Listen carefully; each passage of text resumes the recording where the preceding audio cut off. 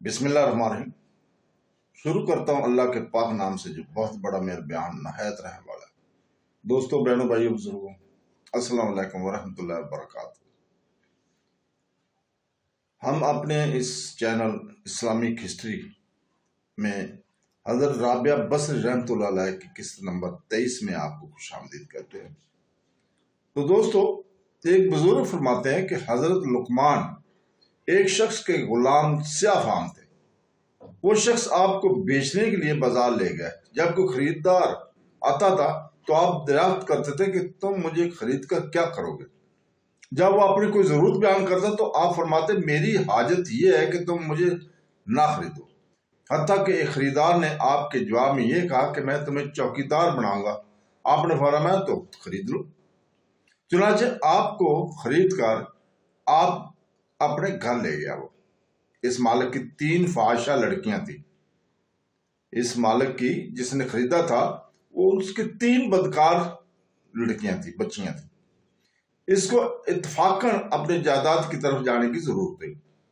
तो आपसे कह गया कि मैंने खाना पीना और जरूरत की सब चीजें इनके पास पहुंचा दी हैं। जब मैं निकल जाऊं तो वो दरवाजा बंद करके बाहर बैठे रहना और मेरे वापस आने तक दरवाजा न खोलना।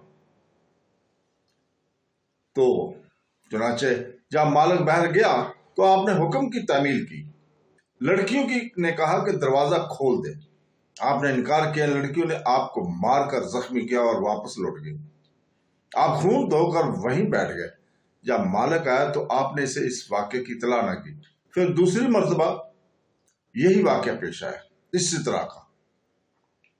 अब बड़ी लड़की ने सोचा कि ये गुलाम हबशी कैसा अच्छा आदमी है, बावजूद गुलाम होने के अल्लाह की इबादत में मुझसे बेहतर है, मैं भी जरूर तौबा करूंगी। चाचे इसने तौबा की।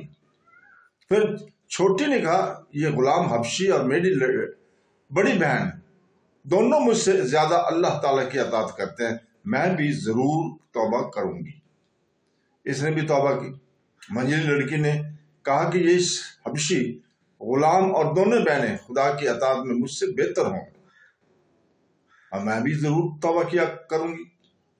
इसने भी तौबा की। जब शहर के बदमाशों ने खबर सुनी तो कहने लगी ये हबशी गुलाम और फलां शख्स की लड़कियां हमसे ज्यादा खुदा परस्त हैं, अब हम भी तौबा करेंगे। चुनांचे इन सब ने अल्लाह ताला की बारगाह में तौबा की और शहर में सब मुत्तकी हो गए। ये इसी मोहब्बत का नतीजा था कि हजरत राबिया बसरी हर वक्त मखमूम और मलूल रहा करते थे। शाज़ो नादरी इनकी आंखों को किसी ने खुशक देखा होगा, वरना किसी की तरफ बहती ही रहती थी। इसकी आंखें आबशार की तरफ बहती ही रहती थी। जब मजलिस में कोई दोज़ख का जिक्र छेड़ जाता तो हजरत राबिया बसरी इसकी दहशत से ही बेहोश हो जाती थी। होश में आने के बाद मुसलसल तौबा करती रहती थी। रवायत है कि हजरत राबिया बसरी की संजीदा गाह हमेशा आंसुओं से तर रहती थी। हजरत राबिया बसरी बहुत कम गुफ्तगू किया करते थे, बहुत कम बोला करती थी। आपका बेशतर हिस्सा, बेशतर वक्त नमाज पढ़ने में गुजर जाता था। अगर कभी किसी से कोई बात करनी होती तो आयात कुरानी का सहारा लेकर अपना मतलब बयान करती थी। लोगों ने पूछा कि आप ऐसा क्यों करती हैं? जवाब में हजरत राबिया बसरी ने फरमाया इंसान जो कुछ बोलता है फरिश्ते इसे लिखते रहते हैं। मैं कोशिश करती हूँ कि कुरान पाक की आयतों के सिवा कुछ न बोलूं। ये एहतियातन इसलिए है कि कहीं मेरे मुंह से कोई गलत बात न निकल जाए और फरिश्ते इसे तारीर कर लें। हजरत राबिया बसरी हमेशा रोती रहती थी। लोगों ने आपकी ये हालत देख कर कहा अल्लाह ताला ने इंसान को हंसने के लिए मना तो नहीं किया है। इसके जवाब में हजरत राबिया बसरी ने फरमाया बेशक इसने मना तो नहीं किया है, मगर मुझे इस काम के लिए फुर्सत ही नहीं है। अकीदतमंदों ने तअज्जुब से कहा क्या हंसने के लिए भी फुर्सत दरकार होती है? हजरत राबिया बसरी रहमतुल्लाह ने फरमाया हाँ, दुनिया में वही शख्स हंसता है जिसे इत्मीनान कल्ब हासिल हो, और मैं अभी इस नेमत से महरूम हूं। जब हाज़रीन मजलिस ने आपके इस कौल मुबारक की वजाहत चाहिए तो हजरत राबिया बसरी ने फरमाया मैंने मोहब्बत के लिए सिर्फ एक ही बस हस्ती को انتخاب کیا, ایک ہی ہستی کا انتخاب کیا, اور وہ ہے اللہ تعالیٰ کی ذات پاک. میں اس خوف سے روتی رہتی ہوں کہ کہیں میری زندگی بھر کی محنت اکارت نہ چلی جائے اور مرتے وقت مجھ سے کہا جائے کہ تم ہمارے لائق ہی نہیں ہو. حضرت ابو عامر واز رحمۃ اللہ علیہ فرماتے ہیں کہ میں نے ایک لونڈی کو دیکھا کہ وہ ادنا قیمت پر فروخت ہو رہی تھی. میں نے اسے دیکھا تو اس کا پیٹ سے لگا ہوا تھا اور بال بکھرے ہوئے تھے اور رنگ زرد تھا, اور میں نے رنگ کھا کر اس کو خرید لیا اور کہا میرے ساتھ بازار چل, رمضان اور مبارک کے لیے کچھ چیزیں خرید لیں.